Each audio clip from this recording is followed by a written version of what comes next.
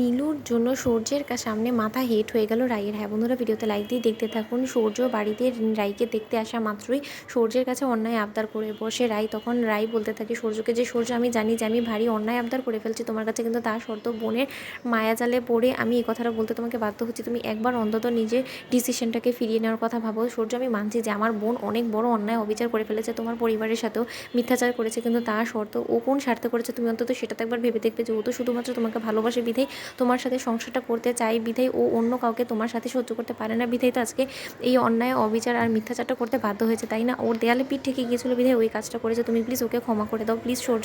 তখন সূর্য বলতে থাকে যে আচ্ছা রাই, এখন যদি আমি এই মুহূর্তে দাঁড়িয়ে তোমাকে বলি তুমি অনির্বাণ দাদাভাইয়ের সব অন্যায়গুলো ক্ষমা করে অনির্বাণ দাদাভাইয়ের কাছে ফিরে যাও, তখন কি তুমি তোমার সিদ্ধান্তটা বদলাবে বলো তো? তখন এই কথা বলা মাত্র রাই বলতে থাকে যে সেটা কোনোদিনও সম্ভব না, অনির্বাণ আর আমি কোনোদিন এক হতে পারবো না। আর তখন এই কথা বলা মাত্র সূর্য বলতে থাকে তাহলে তুমি এই নীলুর এই সকল অন্যায় অবিচারগুলো ক্ষমা করে দিয়ে আমাকে কী করে সব কিছু ভুলে গিয়ে ওকে আরও একবার অ্যাকসেপ্ট করতে বলছো বলো তো? এমন তো নয় যে আমি ওকে সুযোগ দিইনি, ওকে আমি বারবার সুযোগ দিয়েছি, কিন্তু ততবারই আমার সুযোগকে সদ্ব্যবহার করে ও সেটাকে আরও বেশি নিচে নামিয়ে গিয়েছে। আর আমি তার শর্তে সব কিছু মুখ বুঝে সহ্য করে গিয়েছি। আমি শুধু ওকে আমার ও বাড়িতে ফিরিয়ে নিয়ে গেছি, জাস্ট আমি ওয়েট করছি যে কবে আমি ওকে ডিভোর্স দিই, আমি ওর কাছ থেকে চিরতরে মুক্তি পাবো।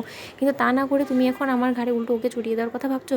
রাই, তুমি একটা কথা ভুলে যাও না, আমি তোমাকে সম্মান করি, তোমার কথা শুনি বিধায় আমি তোমার সকল অন্যায় অবদারকে মেনে নেবো সেরকমটা কিন্তু নয়। তুমি আমাদের বন্ধুত্বের যদি অপব্যবহার করার চেষ্টা করো তাহলে আমি হয়তো বা এই বন্ধুত্বটা ভেঙে দেওয়ার কথা ভাববো। তখন এই কথা বলা মাত্র রাই বলতে থাকে যে সূর্য এতটা কঠোর হো না প্লিজ।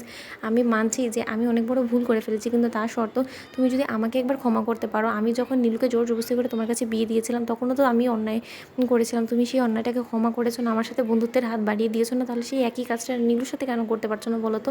তখন এই কথা বলা মাত্র সূর্য বলতে থাকে যে গোটা বিষয়টা কিন্তু ডিফারেন্ট রাই। তুমি এখন যদি আমাকে বলো যে না নীলু একের পর এক অপরাধ করবে কিন্তু তার সত্ত্বেও সকল অন্যায়কে আমি প্রশ্রয় দিয়ে যাবো, তাহলে সেটা আমার দ্বারা সম্ভব না। I am very very sorry.